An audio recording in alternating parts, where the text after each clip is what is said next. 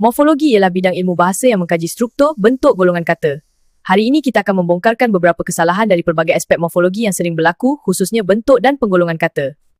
Anda rasa semua maklumat berdasarkan medium kecerdasan menggunakan kata yang tepat dari sudut morfologi? Tak pasti, cikgu. Kesalahan pertama. Murid ADHD sering menunjukkan gaya pembelajaran yang lebih aktif dan memerlukan bimbingan yang konsisten daripada para guru-guru di dalam bilik darjah. Jom kita bongkar satu kesilapan tata bahasa yang kita selalu sangat buat. Anda selalu sebut para guru-guru kan? Tapi betul ke cara sebut tu? Okey, pertama sekali kita tengok perkataan para. Ia sendiri dah bermaksud ramai atau banyak. Dan guru-guru pula pun sama. Ia juga membawa maksud jamak. Nampak tak? Jadi bila kita letak sekali, para maksudnya ramai. Guru-guru pun maksudnya ramai. Inilah puncanya. Berlaku pengulangan makna jamak. Dah jadi lewah. Bila kita gabungkan, ia jadi macam cakap benda yang sama dua kali. Sebab itulah salah. Okey, dah tahu salah. Habis tu, macam mana nak sebut dengan betul? Sebenarnya, ada dua cara yang sangat mudah dan betul. Jom kita tengok. Cara pertama, guna para guru. Guna para dengan kata nama tunggal. Atau cara kedua, lupakan para dan guna guru-guru sahaja. Mudah kan? Jadi ingat ya, pilih satu sahaja penanda jamak. Jangan guna dua-dua sekaligus. Rakan-rakan, lihat. Kita dah jumpa kesalahan baru, iaitu kesalahan kata bilangan. Anda selalu keliru tak nak guna setengah dengan sesetengah? Jom kita selesaikan kekeliruan ni. Mesti pernah dengar orang guna dua-dua kan? Tapi sebenarnya, satu je yang betul dari segi tata bahasa. Okey, kita mula dengan setengah. Maksudnya senang je, separuh atau 1/2. Contohnya, untuk benda yang boleh dipotong macam setengah kek atau untuk masa macam setengah jam. Sekarang, untuk sesetengah pula, ia bermaksud sebahagian daripada satu kumpulan yang ramai. Ini kita guna untuk orang atau benda dalam kumpulan. Contoh paling biasa, sesetengah murid. Jadi, nampak kan bezanya? Setengah tu separuh, sesetengah pula sebahagian daripada kumpulan. Okey, jadi balik pada soalan tadi. Kenapa setengah murid tu salah ya? Sebab logiknya mudah je. Kita mana boleh belah seorang murid jadi dua kan? Jadi, yang betulnya gunalah sesetengah murid. Maksudnya sebahagian daripada semua murid yang ada. Macam dalam ayat ni, ia bermaksud hanya beberapa orang murid yang pergi, bukan semua sekali. Dah faham kan? Seterusnya, kesalahan kata nafi dari aspek golongan kata iaitu bukan sesuai dan bukan mencukupi. Mari kita betulkan kepada tidak sesuai dan tidak mencukupi. Pernah keliru nak guna tidak atau bukan? Jom kita selesaikan masalah ni sekaligus. Okey, tengok teks ni. Nampak tak ada dua perkataan yang penggunaannya macam tak kena? Ya, kesalahannya ialah perkataan bukan. Kenapa salah? Jom kita bedah siasat. Okey, kita mulakan dengan tidak. Tidak ni kita guna untuk nafikan perbuatan atau sifat. Contohnya, tidak makan tu perbuatan. Kalau tidak cantik, itu pula untuk sifat. Sekarang, kita tengok bukan. Yang ni lain sikit. Ia khas untuk menafikan kata nama. Jadi, kita akan cakap bukan buku atau bukan guru. Ia tentang identiti sesuatu. Jadi, berbalik pada teks tadi, kenapa ayat-ayat tu salah sebenarnya? Sebabnya, bukan diletakkan sebelum kata sifat dan kata kerja. Ini memang tak betul. Senang je. Sesuai itu kata sifat. Mencukupi pula kata kerja. Dua-dua mesti guna tidak. Pening lagi? Tak apa. Ada satu petua mudah gila nak ingat peraturan ni sampai bila-bila. Cuma tanya soalan ini. Kalau ia pasal benda atau siapa, guna bukan. Kalau buat apa atau macam mana, guna tidak. Nampak tak? Doktor jawapan untuk siapa, jadi kita guna bukan. Sihat pula jawapan untuk macam mana. Kenapa benda ni penting? Supaya ayat kita jadi lebih jelas, tepat dan senang difahami. Wah, kita dapat pasti kesalahan baru iaitu hubung.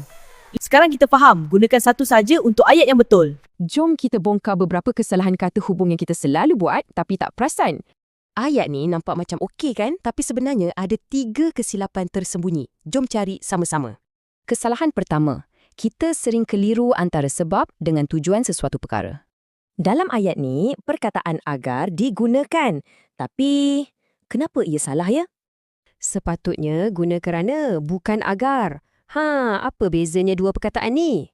Kerana ni untuk sebab. Agar atau supaya pula untuk tujuan. Ayat tadi tu jelas pasal sebab. Seterusnya, kesalahan kedua. Kali ni pasal keliru antara pilihan dengan gabungan. Ayat ni guna atau. Seolah-olah kita kena pilih satu. Betul ke macam tu? Jawapannya, guna dan. Satu perkataan je dah boleh betulkan keseluruhan maksud ayat. Sebab membaca boleh buat dua-dua serentak. Jadi, kita gabungkan guna dan, bukan pilih guna atau. Okey, kesalahan terakhir ni ramai yang buat. Guna dua kata hubung yang berbeza serentak.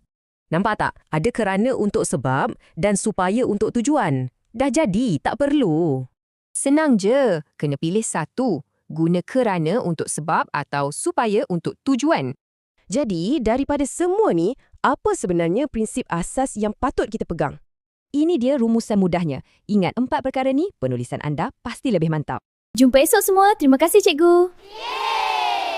Kami dah boleh kenal pasti kesalahan kata dari bahan kecerdasan buatan. Terima kasih, Cikgu.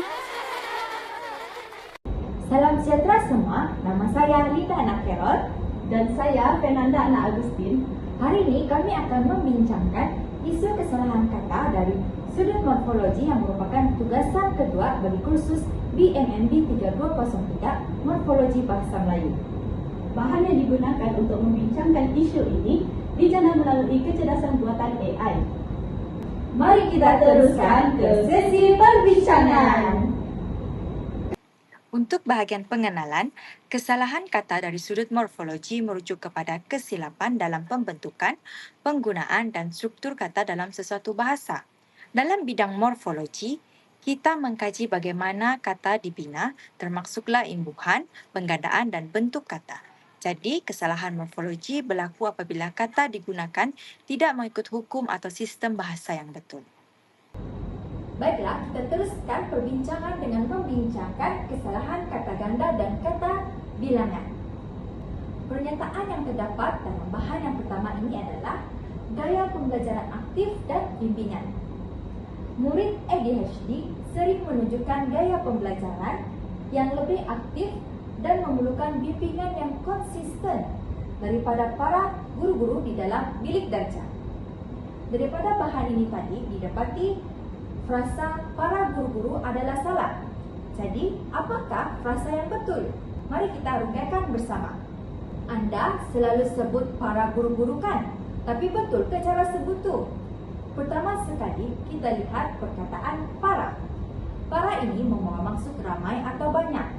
Dan guru-guru pula sama membawa maksud jamak. Sama tak? Jadi, sekiranya kita letak sekali para maksudnya ramai, guru-guru pun maksudnya ramai. Inilah puncanya berlaku pengulangan makna jamak. Frasa tersebut sudah menjadi lewat. Kita seperti cakap benda yang sama apabila perkataan tersebut digabungkan. Sebab itulah frasa ini salah. Baiklah, sudah tahu salah, bagaimana nak guna dengan betul? Sebenarnya ada dua cara yang sangat mudah dan tepat. Jom kita tengok. Yang pertama, guna para guru. Guna para dengan kata nama tunggal. Atau cara kedua, lupakan para dan guna guru-guru sahaja. Mudah kan? Jadi ingat ya, pilih satu sahaja penanda jamak. Jangan gunakan kedua-dua sekaligus. Baiklah, kita teruskan kepada kesalahan kata bilangan. Pernyataan yang terdapat dalam bahan tersebut ialah arahan ringkas dan jelas. Selain itu, setengah murid ADHD lebih mudah memahami sesuatu konsep apabila diberikan arahan yang ringkas dan jelas. Daripada bahan tersebut, didapati frasa setengah murid ADHD adalah salah dari segi penggunaannya. Dan setengah murid ADHD itu perlu digantikan dengan sesetengah murid ADHD. Anda selalu keliru tak nak guna setengah atau sesetengah? Jom kita selesaikan kekeliruan ini. Mesti pernah dengar orang gunakan kedua-dua kan? Tapi sebenarnya satu sahaja yang betul dari segi tata bahasa. Baiklah, kita mula dengan setengah. Setengah ni maksudnya senang saja, separuh atau 1/2. Contohnya, untuk benda yang boleh dipotong seperti setengah kek atau masa seperti setengah jam. Sekarang, untuk sesetengah pula. Sesetengah pula bermaksud sebahagian daripada satu kumpulan yang ramai. Ini kita gunakan untuk orang atau kumpulan. Contohnya, sesetengah murid. Jadi, nampakkan bezanya. Setengah tu sebahagian daripada kumpulan. Jadi, berbalik kepada soalan tadi. Kenapa setengah murid itu salah? Sebab logiknya mudah saja. Kita mana boleh belas orang manusia menjadi dua, kan? Jadi yang betul ialah sesetengah murid yang bermaksud sebahagian daripada semua murid yang ada. Baiklah, saya penanda Agustin akan meneruskan perbincangan ini. Kesalahan kata hubung. Bahan ini dijana melalui kecerdasan buatan ChatGPT. Kemahiran membaca sangat penting agar murid dapat meningkatkan kosakata mereka. Selain itu, membaca dapat membantu perkembangan minda atau meningkatkan daya imajinasi. Murid yang menguasai kemahiran membaca didapati lebih cemerlang dalam pembelajaran. Ibu bapa perlu menggalakkan anak membaca kerana supaya mereka menjadi lebih berpengetahuan. Kemahiran membaca bukan sahaja penting di sekolah, malahan dalam kehidupan seharian. Mari kita bongkarkan beberapa kesalahan kata hubung yang selalu kita buat tapi tak perasan. Ayat dalam teks ini nampak betul, kan? Tapi rupa-rupanya terdapat 3 kesalahan penggunaan kata hubung. Jom kita cari sama-sama. Kesalahan yang pertama, kita sering keliru antara sebab dengan tujuan sesuatu perkara. Dalam ayat, kemahiran membaca sangat penting agar murid dapat meningkatkan kosakata mereka. Kata hubung agar digunakan, tapi kenapa penggunaannya salah ya? Sepatutnya menggunakan kata hubung kerana, bukan kata hubung agar. Jadi, apa perbezaan antara dua kata hubung ini? Kata hubung kerana untuk sebab, manakala kata hubung agar untuk tujuan. Ayat ini jelas menyatakan sebab dan bukan tujuan.